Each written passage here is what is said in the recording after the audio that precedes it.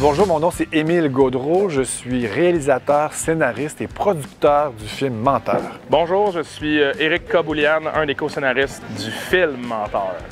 Bonjour, je m'appelle Denise Robert, je suis la productrice du film Menteur. J'ai de nombreuses tâches en allant d'accompagner le réalisateur et l'équipe du film durant son développement, sa production, la post-production et sa mise en marché. Bien, ce scénario-là, on l'a travaillé pendant 2 ans. J'ai travaillé avec Éric Kaboulian et Sébastien Ravary, avec qui j'avais écrit De Père en flic 2.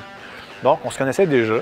Et la plus grande difficulté avec cette histoire-là, c'est de prendre une idée complètement folle, de voir un gars qui est un menteur compulsif et qui voit tous les mensonges qu'il a racontés dans sa vie devenir réalité, et d'en faire une vraie histoire. C'est-à-dire que ce ne soit pas juste des flashs, ce ne soit pas juste des gags, mais qu'il y ait aussi là-dedans une émotion, qu'il y ait un parcours du personnage principal, et qu'on en vienne à réfléchir aussi sur pourquoi on en vient à inventer quelqu'un d'autre que qui on est. Simon Aubert, mesdames et messieurs, le Mozart de la bullshit. Moi, le film, ce que j'aime le plus, puis ce qui a été le plus fun à tourner pour moi, c'est tous les mensonges que Simon, joué par Louis-José, raconte au début du film. On a une espèce de montage où on partait avec une caméra, avec Louis-José, avec un perchiste, une petite équipe, où on allait partout dans la ville, puis on faisait des mensonges. Puis on en a fait pour une demi-heure de mensonges au moins. Là, je rentre dans le tunnel, ça va couper. Non, c'est parce que la rencontre d'informations pour donner un rein, ça a duré plus longtemps que prévu, je m'excuse. Quand ça se peut que je sois en retard, c'est bumper à bumper depuis une demi-heure.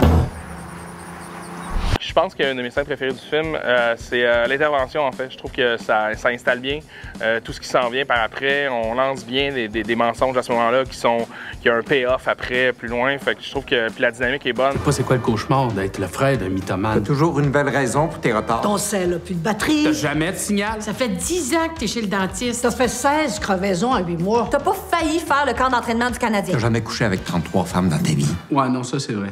Ah ouais? En fait, chaque scène du film, je les aime beaucoup pour les avoir vues des milliers de fois. Il n'y a pas une scène du film que je n'aime pas. C'est rare qu'on a ce genre de comédie-là au Québec. Comédie fantastique, ça fait longtemps qu'on n'en a pas eu. Et cette fois-ci, je pense qu'elle est très drôle, puis je pense qu'elle est rassembleuse et qu'elle est surprenante aussi. C'est un bon divertissement, c'est un bon film, des acteurs absolument éblouissants, avec une réalisation extraordinaire d'Émile Gaudreault, puis une bonne production aussi. Moi, je pense que les gens devraient aller voir ce film-là simplement parce qu'ils vont avoir, je crois, beaucoup de plaisir.